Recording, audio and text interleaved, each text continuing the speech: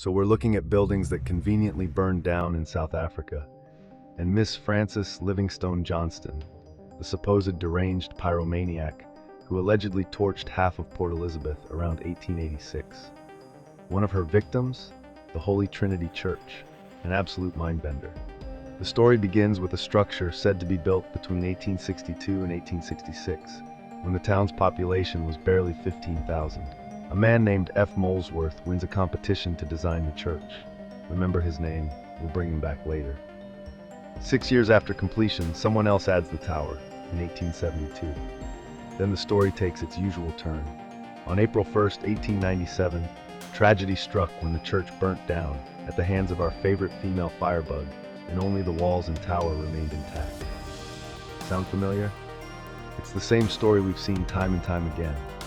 Buildings burn, towers survive, over and over again. By 14th September 1897, a new foundation stone was laid.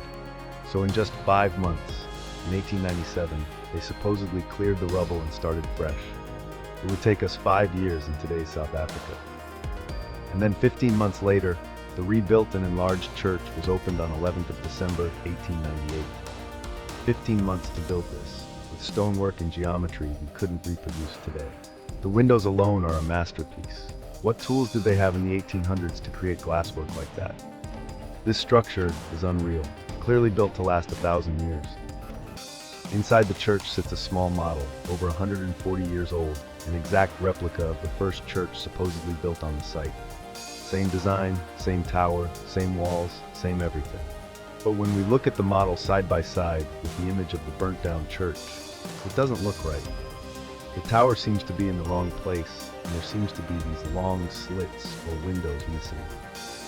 History says the tower is unchanged and that it's the original tower from day one. Is the model wrong? Or was the image doctored in some kind of old Photoshop technique using pen and paintbrush? Even when reverse mirroring the image, the tower seems to be in a better position, but everything else just looks off.